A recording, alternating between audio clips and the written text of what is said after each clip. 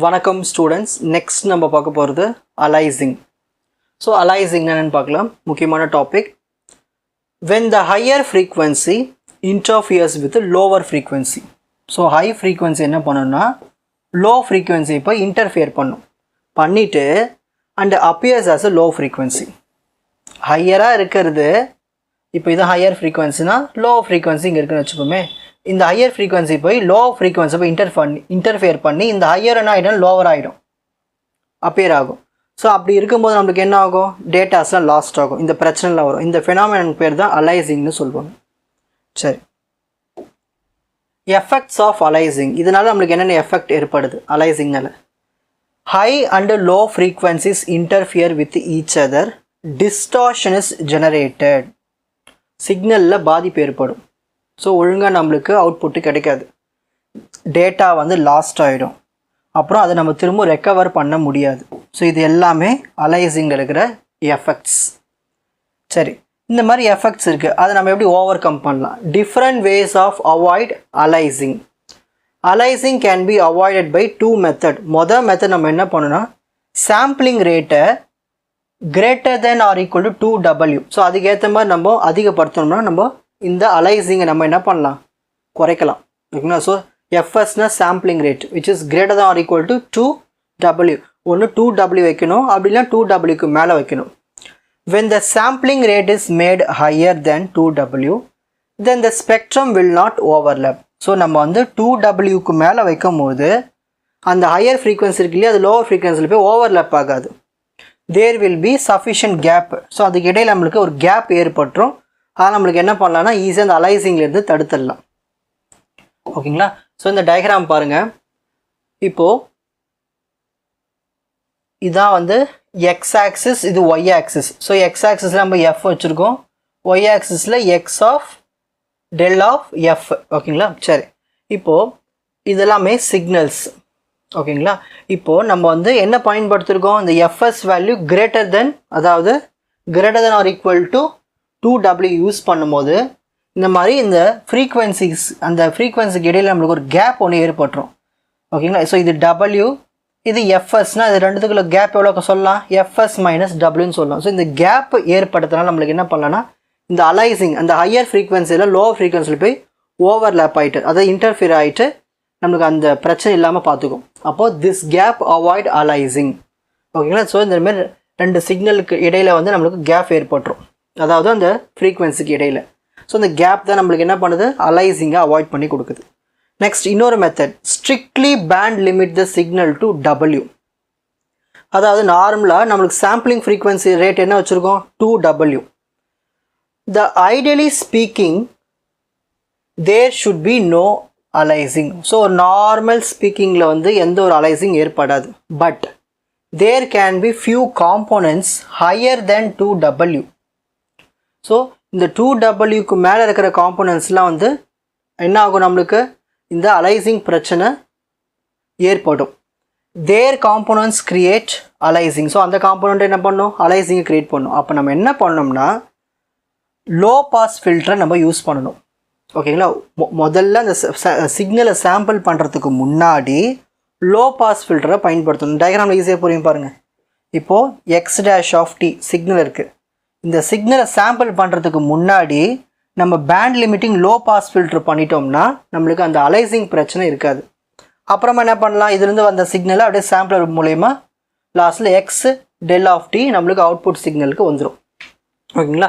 So sample பண்ணுறதுக்கு முன்னாடி low pass filter நம்ம கொடுத்தோம்னா இந்த அலைசிங் பிரச்சனை குறைக்கலாம். ஓகேங்களா? ஸோ இதுதான் வந்து கான்செப்டே அலைசிங்கில். ஸோ இப்போ அலைசிங்க்கு ஸ்க்ரீன்ஷாட் டைம். ஸோ ஃபஸ்ட்டு அலைசிங்னா என்ன? ஸோ ஹை ஃப்ரீக்வன்சியில் என்ன பண்ணோம், லோ ஃப்ரீக்வன்சி இன்டர்ஃபியர் பண்ணி அது ஹை ஃப்ரீக்வன்சியிலிருந்து லோ ஃப்ரீக்வன்சியாக காணப்படும். ஸோ அதுதான் அலைசிங்னு சொல்லுவோம். ஸோ அலைசிங்கில் என்ன எஃபெக்ட்ஸ் ஏற்படுது, டிஸ்டார்ஷன் ஜென்ரேட் ஆகுது, டேட்டா லாஸ்ட் ஆகிடுது, ரெக்கவர் பண்ண முடியாது. எப்படிலாம் அவாய்ட் பண்ணலாம் அலைசிங்கை? சாம்பிளிங் ரேட் வந்து 2W விட அதிகமாக வச்சுக்கணும். ஓகேங்களா? அப்படி இல்லையா, பேண்ட் லிமிட்டை வந்து நம்ம வந்து Wக்கு சேஞ்ச் பண்ணணும்.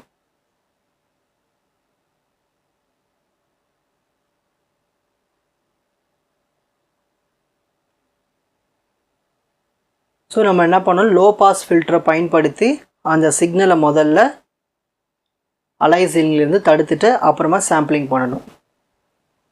நெக்ஸ்ட் நம்ம பார்க்க போகிறது நைக்விஸ்ட் rate. when the sampling rate becomes exactly equal to 2W samples per second. இப்போ நம்ம ஒவ்வொரு சிக்னலுக்கு சாம்பிளிங் ரேட்டு பயன்படுத்துவோம். அந்த சாம்பிளிங் ரேட் வந்து எக்ஸாக்டாக 2W samples per secondல இருந்துச்சுன்னா for a given bandwidth W hertz, நம்ம கொடுக்குற bandwidth W hertzஆக இருந்து நம்மளுக்கு சாம்பிளிங் ரேட் கொடுக்குறோம் இல்லையா, அது வந்து 2W samples per second எக்ஸாக்டாக இருந்துச்சுன்னா அதை நம்ம நைக்விஸ்ட் ரேட்டுன்னு சொல்கிறோம். ஸோ நார்மலாக ஒரு நைக்விஸ்ட் ரேட் எவ்வளோ இருக்குது, 2W ஹர்ட்ஸில், அதாவது பேண்ட்வித்து நம்ம W ஹர்ட்ஸில் கொடுத்து சாம்பிளிங் ரேட்டு வந்து 2W எக்ஸாக்டாக வந்து நின்றுச்சுன்னா அதுதான் நம்ம நைக்விஸ்ட் ரேட்டுன்னு சொல்லுவோம். ஓகேங்களா? ஸோ இதுதான் நைக்விஸ்ட் ரேட்டுக்கான டெஃபினிஷன். நெக்ஸ்ட் இதிலே வந்து இன்டர்வல் இருக்குது, நைக்விஸ்ட் இன்டர்வல். அதாவது it is the time interval between any two adjacent samples. So sample 1 இருக்குது, சாம்பிள் 2, சாம்பிள் 3. இப்போ ரெண்டு சாம்பிளுக்கு இடையில் இருக்கிற அந்த டைம் இன்டர்வல் தான் நம்ம நைக்விஸ்ட் இன்டர்வல்னு சொல்லுவோம். It is the time interval between two adjacent samples when sampling rate is Nyquist rate. So Nyquist ரேட்டாக இருந்து ரெண்டு சிக்னலுக்கு இடையில் இருக்கிற அந்த இன்டர்வல் தான் நம்ம நைக்விஸ்ட் இன்டர்வல்னு சொல்லுவோம்.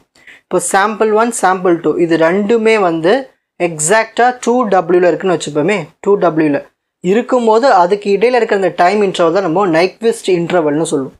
ஸோ நைக்விஸ்ட் இன்டர்வலுக்கு தான் ஃபார்முலா 1/2W செகண்ட்ஸ். சரி, இதில் ஒரு ப்ராப்ளம் பார்க்கலாம். Determine the Nyquist sampling rate and Nyquist sampling interval for the following signal. So first signal என்ன கொடுத்துருக்காங்க, x of t is equal to sin c square 200t. இதுதான் மொதல் signal. ரெண்டாவது signal என்ன கொடுத்துருக்காங்க, x of t is equal to 25 cos 500 pi t. So second signal normal ஃபார்மேட்டில் இருக்குது, ஆனால் ஃபஸ்ட்டு சிக்னல் நார்மல் ஃபார்மேட்டில் இல்லை. இது நார்மல் ஃபார்மேட்டை கன்வெர்ட் பண்ணி தான் ப்ராப்ளம் சால்வ் பண்ண முடியும். ஸோ ஃபஸ்ட் சிக்னல் எழுதிக்கலாம், x of t is equal to sin c square 200t. சரி, நார்மலாக ஒரு சைன் சி தீட்டாவோட வேல்யூ என்னது, sine pi theta by pi theta. இது நம்ம வந்து சாம்பிளிங் தியரம் ப்ரூஃப் லீக்ல நமக்கு சொல்லி கொடுத்துருப்போம் இது. ஓகேங்களா, இந்த ஃபார்முலா. ஸோ இந்த ஃபார்முலாக்கு நான் அப்படியே கன்வெர்ட் பண்ண போகிறேன். ஓகேங்களா, சரி எப்படி கன்வெர்ட் பண்ணுறேன் பாருங்கள். ஸோ எக்ஸ் ஆஃப் டி என்ன கொஸ்டினை கொடுத்துருக்காங்க, சைன் சி ஸ்கொயர் 200t. இதான் நாங்கள் கொடுத்த signal, x of t is equal to sine c square 200t. இதை அப்படியே அந்த ஃபார்முலா நான் அப்ளை பண்ண போகிறேன். ஸோ இங்கே என்ன இருக்குங்க ஃபார்முலாவில், sine pi theta by pi theta இருக்குது. ஸோ சைன் எங்கே என்ன டி இருக்குங்க, 200t. So 200t pi 200t, pi pi போட்டாச்சு. ஸோ இங்கே மேலே ஸ்கொயர் இருக்கிறதுனால இங்கே ஸ்கொயர் போட்டிருக்கோம், வேறு ஒன்றுமே இல்லை. ஸோ இந்த மாதிரி ஃபார்மெட்டில் சைன் சி தீட்டா ஃபார்மெட்டை தான் sine pi theta by pi தீட்டான்னு எழுதிடலாம். ஸோ அந்த ஃபார்மெட்டில் நம்ம இங்கே எழுதியாச்சு, சைன் பை 200t, சைன் கீழே பை 200tன்னு எழுதிட்டு இங்கே ஸ்கொயருக்குனால இங்கேயும் ஸ்கொயர் போட்டாச்சு. இப்போ இதுக்கு அப்புறம் ஆஸ் யூஷுவல் ஸ்டெப்ஸ் தான்.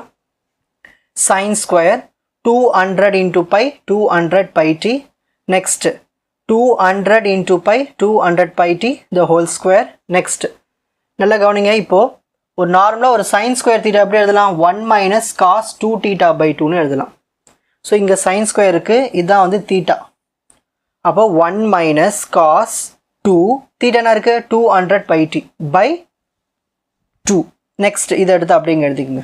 ஓகேங்களா, இப்போ அடுத்த ஸ்டெப் பாருங்கள், 1 minus cos 2 into 200 400 pi D.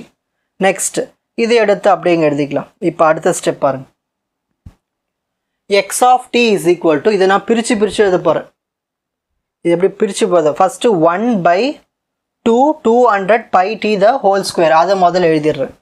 அடுத்த டேர்ம் அடுத்து பாருங்கள், அடுத்து என்ன இருக்குது, cos 400 pi t by 2 into 200 pi t the whole square, அதை எழுதியிருக்கேன் பாருங்கள்.